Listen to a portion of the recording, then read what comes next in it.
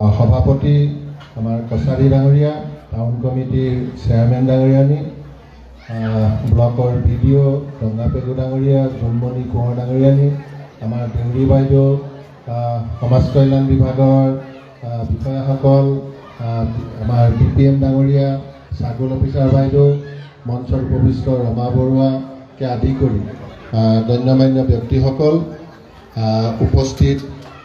আই মাতৃসকল আৰু শ্ৰদ্ধাৰ ৰাইজ, সকলোকে অভিনন্দন জনাইছোঁ। CC বৰগাঁৱলৈ বহুত আঁচনি আহিলে,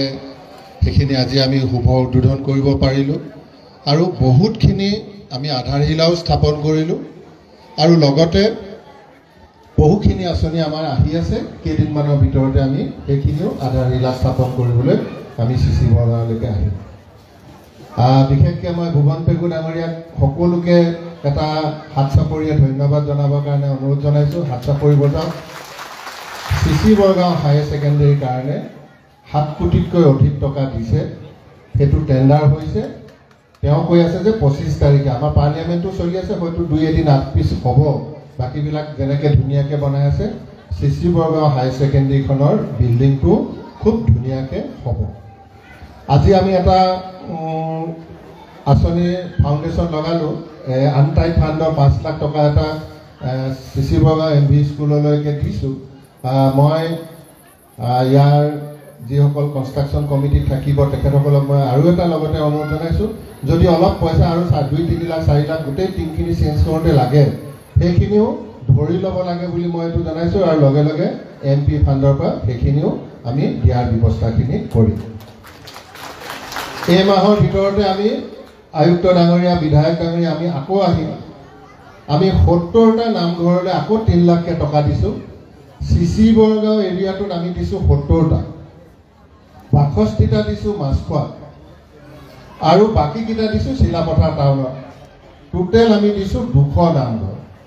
তাৰপিছতো 1-2টা থাকি যাব পাৰে, সেইকেইটাকো আমি ব্যৱস্থাখিনি কৰি দিম। তো সেইকাৰণে এই মাহতে আকৌ এদিন আপোনালোকে সময় খৰচ কৰিব বুলি আমি অনুৰোধ জনাইছোঁ, কাৰণ আয়ুক্ত ডাঙৰীয়াই মোক কৈ আছে যে মানুহৰ মাজত দিলেহে পইচাবিলাক ভালকৈ খৰচ হয়। তো সেইকাৰণে অলপ মানুহৰ মাজতে জনাই মেলি কি পইচা দিছোঁ এইখিনি মানুহক দিলে মানুহে পইচাবোৰ মাৰিব নোৱাৰে। তো সেইকাৰণে আকৌ এদিন কষ্ট কৰি দিব, যাতে সেই পইচাখিনি আমাৰ যাতে ভালকৈ খৰচ হয়, গাঁৱতো মানুহে ধৰিব পাৰে। আৰু এতিয়া 30টা অংগনবাদী আকৌ কাম চলি আছে, সেইখিনিও আমি ইয়াতে এনাউন্স কৰি দিছে। তো প্ৰায় 7 কোটিতকৈ অধিক টকা সেইখিনিতো কাম চলি আছে, পইচাও আহিছে। যোনে যিমান প্ৰগ্ৰেছ কৰিছে, আমাৰ DC চাহাবে পইচাখিনি দি আছে। DC চাহাবে উল্টা আমাৰ অফিচত খং কৰি আছে যে সোনকালে পইচাকেইটা শেষ কৰিব লাগে। তো এই ধৰণৰ আৰু কামখিনি চলি আছে, সেইখিনিও আপোনালোকেও চোৱা চিতাখিনি কৰিব, সেইটো মই আপোনালোকলৈ অনুৰোধ থাকিল। মুখ্যমন্ত্ৰী ডাঙৰীয়াই ছ'চিয়েল মিডিয়াৰ যোগেদি কিছুমান আবেদন কৰি আছে। মোৰো ইভাগে বেয়া পালেও ফেচবুকটো এই 2দিন এদিন চাব,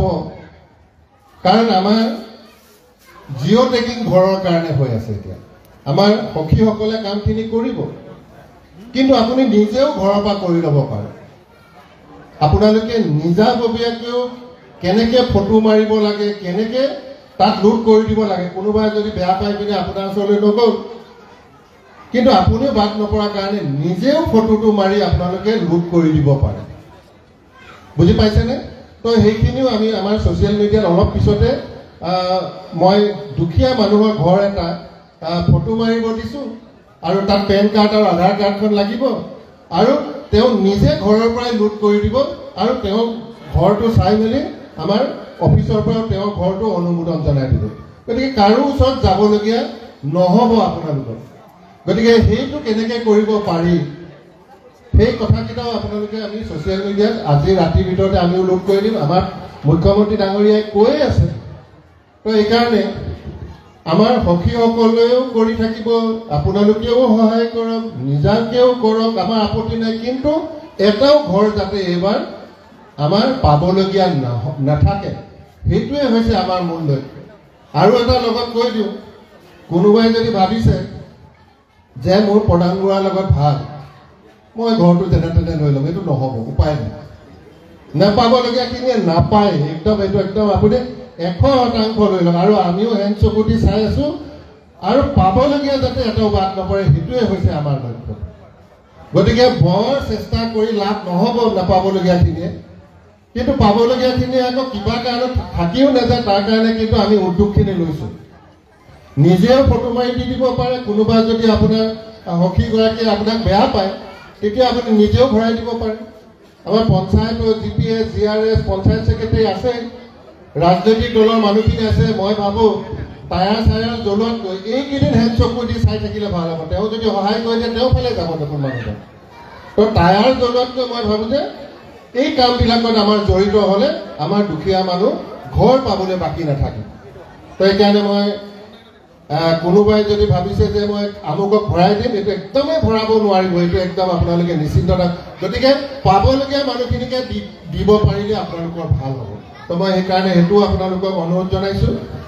চিচি বগাৰ মাজেদি লালুঙলৈকে ৰাস্তাটো গৈছিলে কিন্তু আকৌ ঘূৰাই দিছে কেলৈ আমাৰ কোলাজানৰ পৰা গোগামুখলৈকে আকৌ 4 লেনৰ কাম এতিয়া 2 দিনতে আৰম্ভ হ'ব টেণ্ডাৰবিলাক হৈ আছে ছাৰ্ভেবিলাক চলি আছে তো এইকাৰণে ক'লে যে নহয় এই চিচি বগাৰ মাজৰডোখৰ কিয় আকৌ 2 লেন বনাম একেবাৰে 4 লেন বনাম সেইকাৰণে ফাইলটো ঘূৰাই দিছে তো ইয়াৰ মাজেদি 4 লেন আপোনালোকৰ গুচি যাব এতিয়া 4 লেন যোৱাৰ লগে লগে কি হৈছে আমাৰ ইয়াতে 500 বিঘা নে 600 বিঘা আপোনালোকৰ ৰাইজে মাটি এডোখৰ দিয়ে লগে লগে ইণ্ডাষ্ট্ৰিয়েল ষ্টেটৰ কাৰণে আমাৰ দি দিলোঁ আমাৰ চাৰ্কুল অফিচাৰ কালি আহিছিলে বেচেৰাটো আকৌ তেওঁৰ অলপমান অপাৰেশ্যন এটা হৈছিল আকৌ অকণমান ব্লাড ওলাইছে সেইকাৰণে আকৌ গুচি যাবলগীয়া হ'ল আৰু সেই জেগাডোখৰতে আপোনালোকৰ ৰাস্তা এটা যোৱাকালি ছাৰ্ভে হোৱা কথা আছিলে কিন্তু যোৱাকালি আমি ছাৰ্ভেটো অকণমান তেওঁ লগে লগে অসুস্থ হোৱাৰ কাৰণে গুচি গ'ল কিন্তু আমি ৰাস্তাটো ওলাই দিয়াৰ লগে লগে তাতে ডাঙৰ ইণ্ডাষ্ট্ৰি হ'ব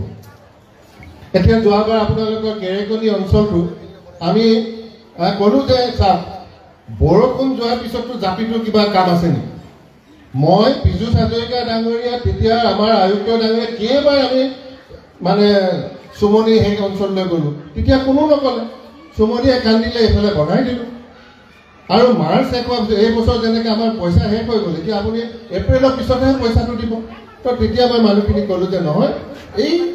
এপ্ৰিলৰ পিছতে আপোনালোকৰ কাম কৰিম এবাৰটো পইচাটো নাই অহাবাৰ ধৰিমেই দিম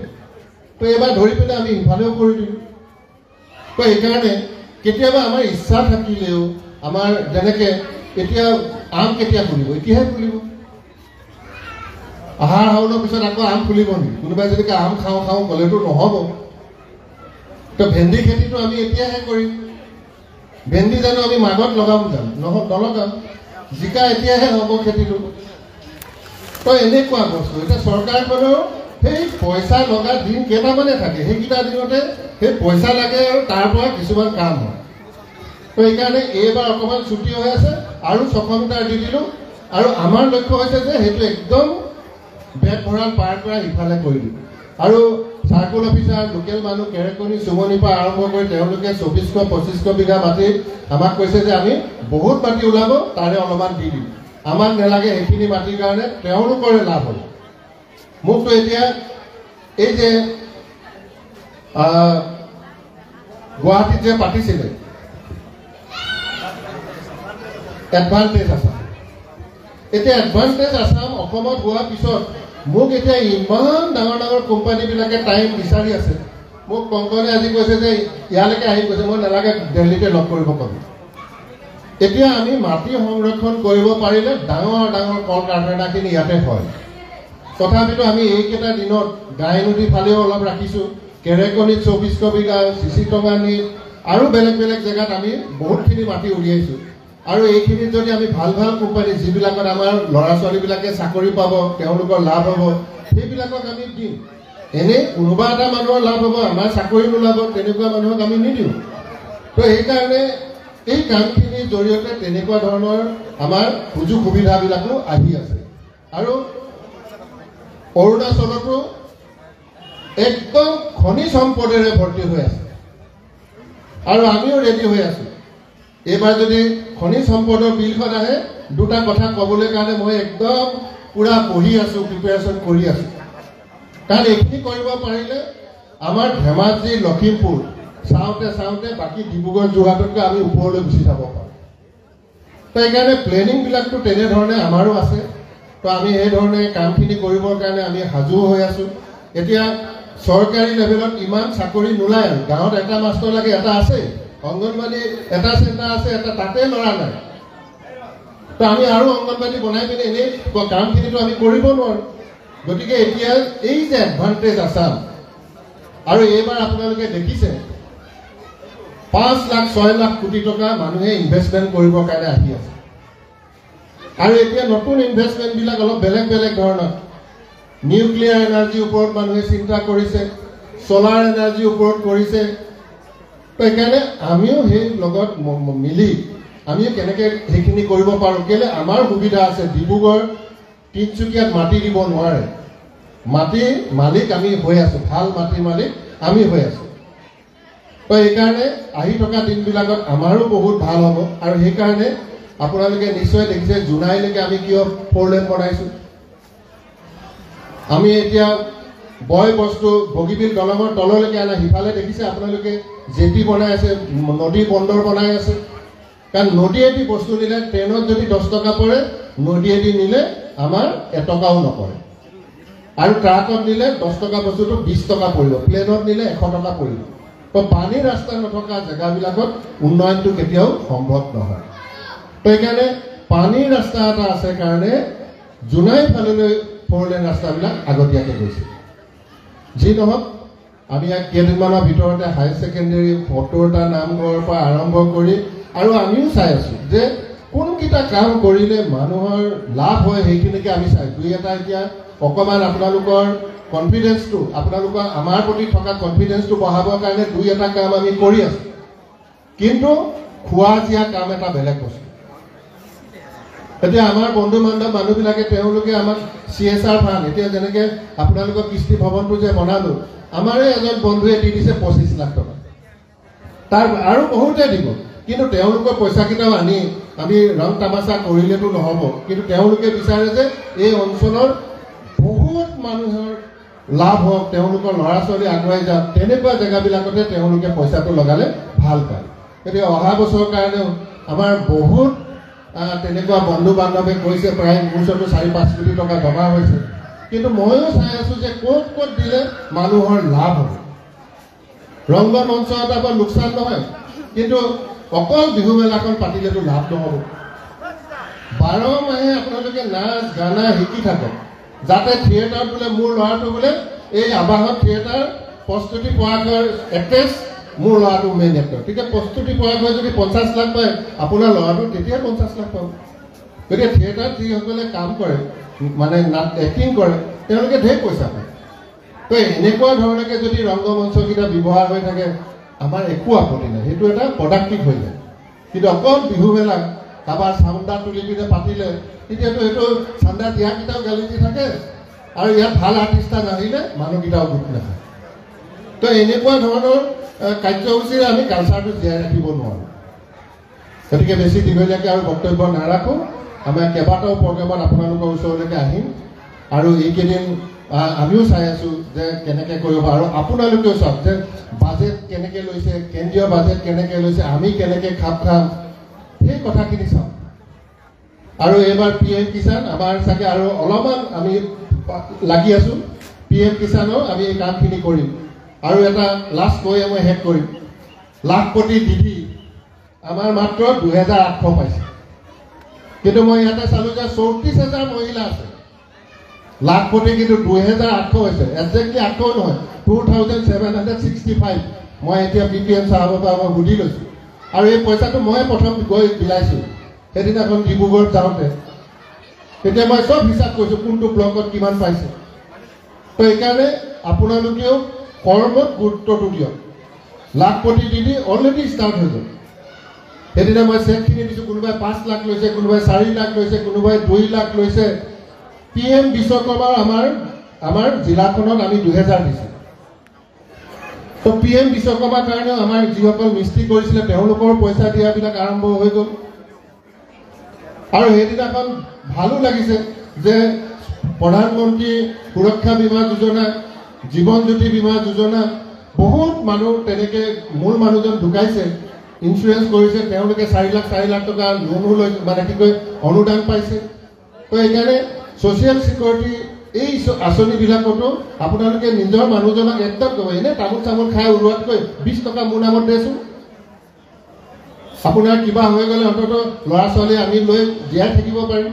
সেইকাৰণে আপোনালোকে মহিলাসকলে মেইন মানুহজনক ধৰিবই লাগে যে 454 টকা আপোনাৰ 354 টকা আপুনি জমা থওক তেতিয়াহ'লে আমি 4 লাখ টকা পাম এইটো ঘৰত মানুহজনক ধৰিবই লাগে প্ৰতি বছৰে 454 টকা আপোনাৰ কাৰণে দিব নোৱাৰে নেকি আপোনাক দি থৈ দিলে আপুনি তেওঁ কিবা এটা হ'লে আপোনালোকে 4 লাখ টকাটো পাব কাৰণ ওচৰত হাত পাতিব নালাগে তো সেইকাৰণে আপোনালোকে আজি গৈ মানুহজনক ক'ব মোৰ নামত 454 টকা এই বছৰ উঠক এতিয়া এপ্ৰিল মাহ আহিছে এইটোৱে ৰাইট টাইম এইটোত আপোনালোকে একদম ধৰিব নিজৰ মানুহজনক কেতিয়া তেওঁ কিবা হ'লে আপুনি এই 4 লাখ টকাটোৱে নিজৰ ল'ৰা ছোৱালীকেইটা পঢ়াই শুনাই অকণমান কষ্ট কৰিলে আপোনালোকে পৰিয়ালটোক পোহপাল দিব পাৰিব তো এইখিনিকে ক'লো জিঅ'টেক আপোনালোকে নিজেও কৰিব পাৰিব এইখিনি আমি আমাৰ মিডিয়াটো আমি কেনেকৈ কৰিব ফৰ্মখনে একদম দি থাকিম কিন্তু হ'লেও মই আপোনালোকক কৈ দিছোঁ জীৱিকা হকীসকলৰ কাৰণ টাইম নাই কেইটামান দিনৰ ভিতৰতে গোটেই প্ৰক্ৰিয়াটো আমি শেষ কৰিব লাগিব কিন্তু আমাৰ লক্ষ্য হ'ব লাগিব যে চিচি বৰগাঁও সমষ্টি ধেমাজি জিলাখনত যাতে আমাৰ এইবাৰ দুখীয়া মানুহ বাদ নপৰিব কোনোবাই কেনেকৈ কিন্তু তেওঁ চাকৰিয়াল ঘৰটো বেয়াকৈ বনাই দিছে পইচাকেইটা মদ পানী খায় তেতিয়াতো আমি সেইটোকতো আমি ঘৰ বনাই দিয়া দায়িত্ব ল'ব নোৱাৰোঁ তো তেনেকুৱাখিনি আমাৰ হেৰিটো ওলাই যাব তেওঁ চাকৰিয়াল তেওঁ নাপায় তো সেইকাৰণে এইখিনিকে কৈ পুনৰ এবাৰ সকলোলৈকে বহুত বহুত ধন্যবাদ জনালোঁ আৰু হোলীৰো শুভেচ্ছা জনাই মই মোৰ বক্তব্য সামৰণি মাৰিছোঁ ধন্যবাদ জয় হিন্দ